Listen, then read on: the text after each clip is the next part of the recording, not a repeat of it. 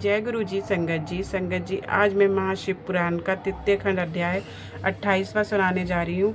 जय गुरु जी। संगत जी, अगर मुझे शिव पुराण सुनाने में या कुछ बोलने में गलती हो तो मुझे माफ़ करना और गुरु जी भी मुझे माफ़ करे। जय गुरु जी। मैं शिव पुराण का आरंभ करती हूँ गुरु जी के मंत्र जाप से। ओम नमः शिवाय, शिव जी सदा सहाय। ओम नमः शिवाय, गुरु जी सदा सहाय। ओम नमः शिवाय, शिव जी सदा सहाय। ओम नमः शिवाय, गुरु जी सदा सहाय। जय गुरु जी। संगत जी, सावन का महीना चल रहा है, शिव पुराण जरूर सुने और जरूर पढ़े। जय गुरु जी। पार्वती जी का परमेश्वर शिव की महात्मा का प्रतिपादन करना, रोष पूर्वक जटिल ब्राह्मण को फटकारना, सखी द्वारा उन्हें फिर बोलने से रोकना तथा भगवान शिव का उन्हें प्रत्यक्ष दर्शन दे अपने साथ चलने के लिए कहना। पार्वती बोली, बाबा जी, अब तक तो मैंने यह समझा था कि कोई दूसरे ज्ञानी महात्मा आ गए हैं, परंतु अब सब ज्ञात हो गया। आपकी कलाई खुल गई। आपसे क्या कहूँ। विशेषताएं उस दशा में अब आप जब आप अवध्य ब्राह्मण हैं, ब्राह्मण देवता, आपने जो कुछ कहा है वह सब मुझे ज्ञात है, परंतु वह सब झूठ ही है, सत्य कुछ भी नहीं। आपने कहा था कि मैं शिव को जानता हूँ। यदि आपके यह बात ठीक होती तो आप ऐसी युक्ति एवं बुद्धि के विरुद्ध बात नहीं बोलते। यह ठीक है कि कभी कभी महेश्वर अपनी लीला शक्ति से प्रेरित हो तथा कठिन अद्भुत वेश धारण कर लिया करते हैं, परंतु वास्तव में वह साक्षात ब्रह्मा परमात्मा है। उन्होंने स्वेच्छा से ही शरीर धारण किया है। आप ब्रह्मचारी स्वरूप धारण कर मुझे ठगने के लिए उद्यत हो यहाँ आए हैं और अनुचित एवं असंगत युक्तियों का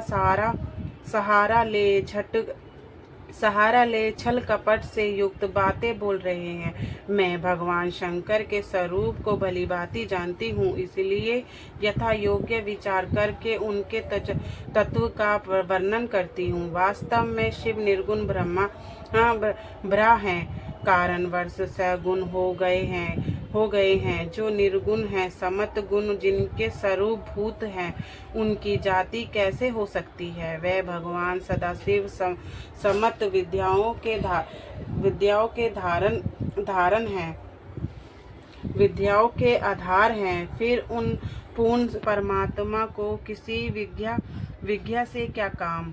पूर्व काल में कल्प के आरंभ से भगवान शंभु ने श्री विष्णु को स्वच्छ रूप से संपूर्ण वेद प्रदान किए थे।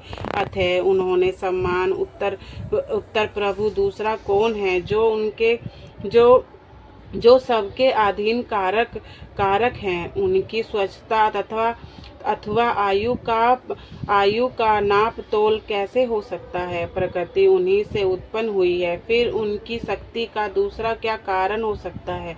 जो लोग सदा प्रेम पूर्वक शक्ति के स्वामी भगवान शंकर का भजन करते हैं, उन्हें भगवान शंभु प्रभु शक्ति, उत्साह शक्ति और मंत्र शक्ति, ये तीनों लक्ष्य शक्ति का प्रदान करते हैं।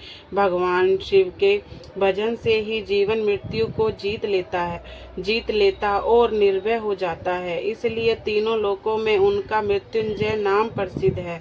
उन्हीं के अनुग्रह से विष्णु तत्व को ब्रा तत्व को और देवता तत्व को प्राप्त हुए हैं। शिव जी का पक्ष लेकर बहुत बोलने से क्या लाभ। वह भगवान स्वयं ही महाप्रभु हैं। कल्याण रूपी शिव जी सेवा से यहाँ कौन सा मनोरथ सिद्ध नहीं हो सकता।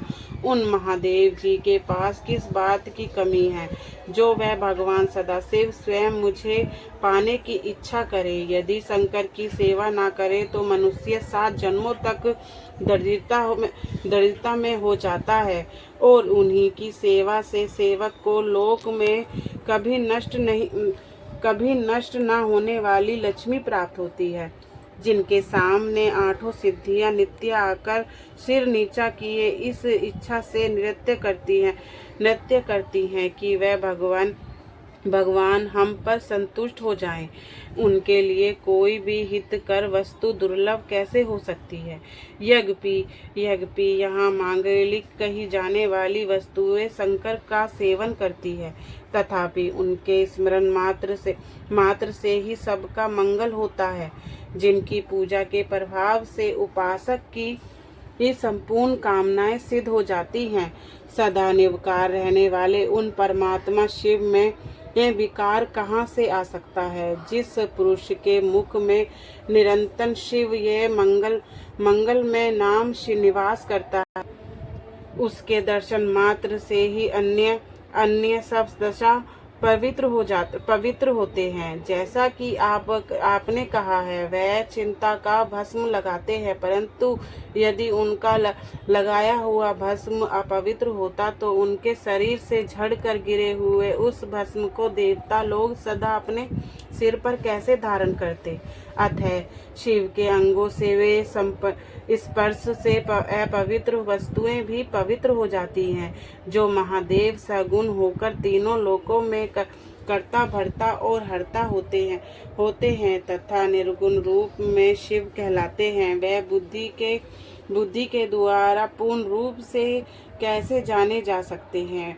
ब्रह्मा परमात्मा शिव का जो निर्गुण रूप है, उसे आप जैसे वही मूर्ख लोग कैसे जान सकते हैं। जो दुराचारी और पापी हैं, वह देवताओं से वही कष्ट हो जाते हैं। ऐसे लोग निर्गुण शिव के तत्व को नहीं जानते। जो पुरुष तत्व को ना जानने के कारण यहाँ शिव की निंदा करता है, उसके जन्म भर का सारा सचित पुण्य भस्म हो जाता है। भस्म हो जाता है। आपने जो कहा अंतिम तेजस्वी महादेव जी की निंदा की है, और मैंने जो आपकी पूजा की है उससे मुझे पाप की भागी होना पड़ा। हाँ, शिव विद्रोही को देख कर वस्त्र सहित स्नान करना चाहिए। शिवद्रोही का दर्शन हो जाने पर प्रायश्चित करना चाहिए। जय गुरु जी, शुक्राना गुरु जी, अनंतम शुक्राना।